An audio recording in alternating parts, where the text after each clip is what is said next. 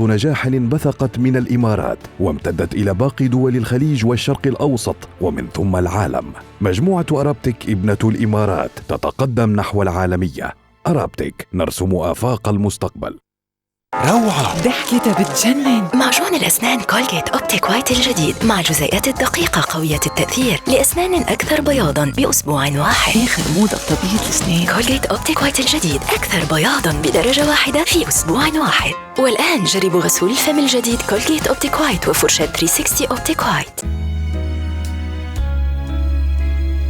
مذاق تذوبين بحلاوته ويفتح عينيك على رقته.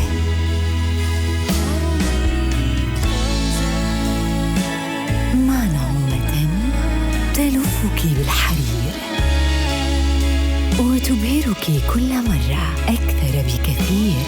جالكسي، عندما تعشق الشوكولاتة. ورق جدران ماركو بولو من سيدار.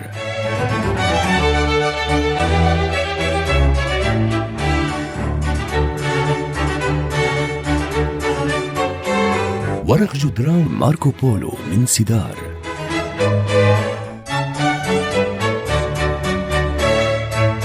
ورق جدران ماركو بولو الأصلي موجود فقط لدى سيدار. كل يوم يتزايد عدد أطباء الأسنان الذين ينصحون بكولجيت سنسيتيف برو ريليف. كنت أنصح باستخدام معجون أسنان عادي للأسنان الحساسة، بس هلأ أنصح بكولجيت سنسيتيف برو ريليف. هو أكثر فعالية للراحة من الإحساس بالألم. كولجيت بيسد هالفتحات اللي بتوصل للأعصاب ليساعد على منع الألم من الرجوع. زوار العيادة ما رح يعانوا مرة تانية. كولجيت سنسيتيف برو ريليف لراحة فورية وحماية تدوم طويلاً. أنا غيرت، أنت كمان صار لازم تغير.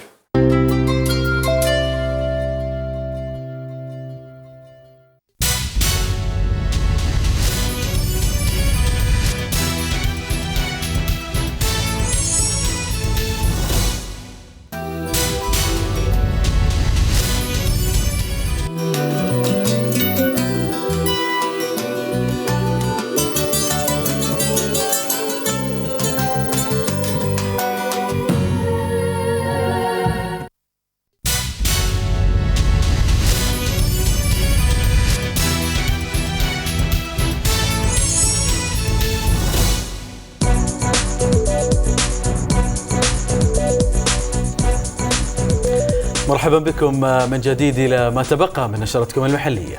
مشاهدينا في الموجز الرياضي مع منصور، دعم القيادة وراء إنجازات الجيجيتسو. تفضل منصور. شكرا نبيلة. بالفعل فقد حقق أبطال الإمارات اليوم إنجازا جديدا يضاف إلى سجلهم الحافل في الجيجيتسو. كذلك سنتابع آخر نتائج دوري الخليج العربي للمحترفين. المزيد بعد لحظات.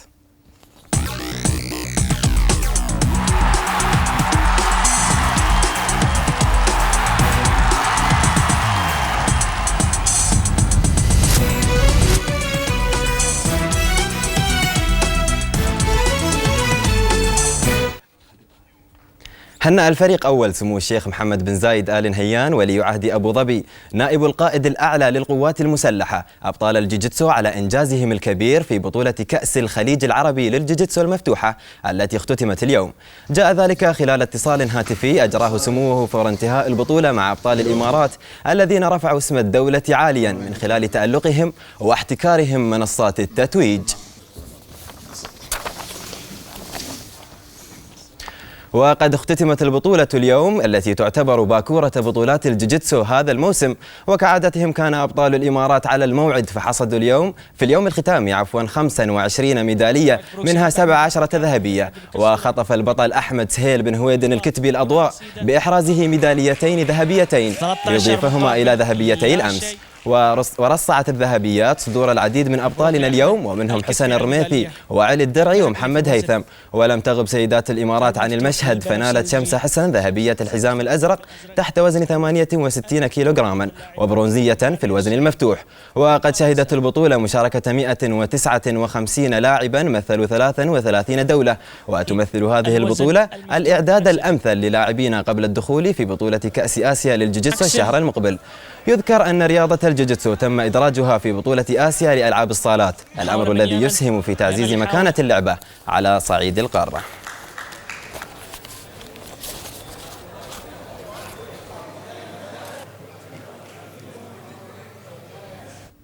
ويسعدنا أن نستضيف البطل أحمد بن هويدن الفائز ب4 ميداليات ذهبية، 2 منهم اليوم و2 بالأمس. في البداية أحمد مساء الخير. نبدأ من اتصال الفريق أول سيدي سمو الشيخ محمد بن زايد آل نهيان ولي عهد أبو ظبي نائب القائد الأعلى للقوات المسلحة. شو قال لك في الاتصال وشو كان حديثك معه؟ في البداية طبعا أشكر استضافتكم لي في برنامج علوم الدار اليوم. طبعا اتصال سيدي سمو الشيخ محمد بن زايد آل نهيان ولي عهد أبو ظبي نائب القائد الأعلى للقوات المسلحة شرف وتاج على راسي. طبعا أنا أنه يبدأ طبعا بمباركة طبعا النتائج الطيبة اللي أحرزها منتخب الإمارات للجوجيتسو، ومن ثم طبعا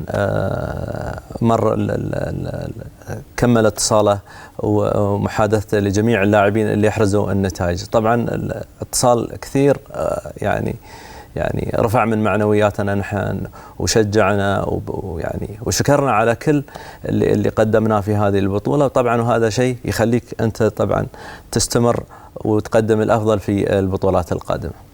أحمد، إنجازات رياضة الجوجيتسو يعني ما كانت لتحقق في دولة الإمارات لولا دعم القيادة المتواصل. أكيد أنت يعني اتصال سيدي سمو الشيخ محمد فيك بعد بعد البطولة مباشرة، هذا يبين اهتمام القيادة في هذه اللعبة وفي كل الرياضات وحتى على جميع المستويات الأخرى سواء الاجتماعية الاقتصادية في كل شتى المجالات.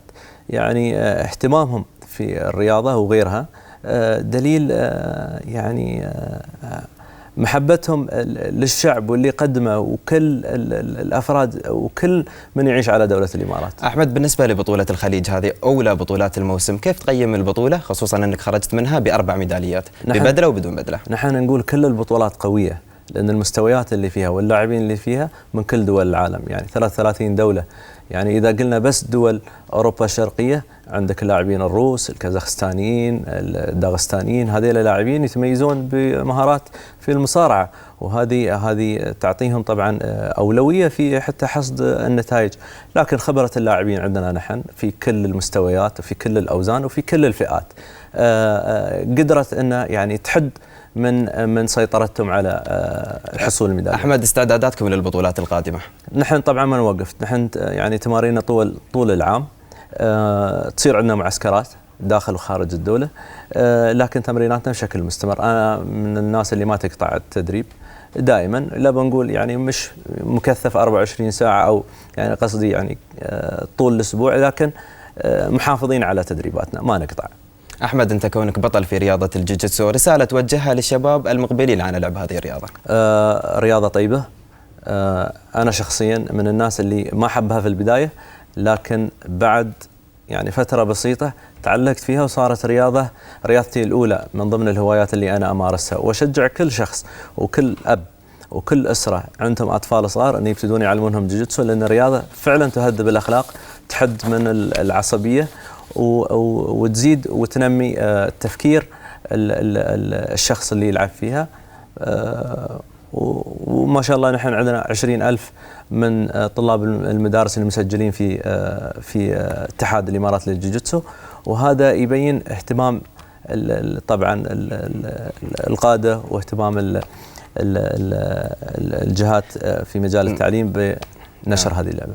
نعم، أحمد بن هويدن الكتبي، نشكرك على تواجدك معنا الآن. إذا مشاهدينا الكرام، نواصل النشرة بدوري الخليج العربي، إذ واصل الشباب انطلاقته القوية في دوري الخليج العربي وعاد بفوز ثمين من الشارقة ب2 مقابل هدف واحد ضمن منافسات الجولة الثانية ليخطف الصدارة من الأهلي بفارق الأهداف. وتمكن عبد الله فرج من تسجيل الهدف الأول للشباب إثر تسديدة قوية غير مسارها قائد الشارقة فيليبي جابرييل عند الدقيقة 57، ووضع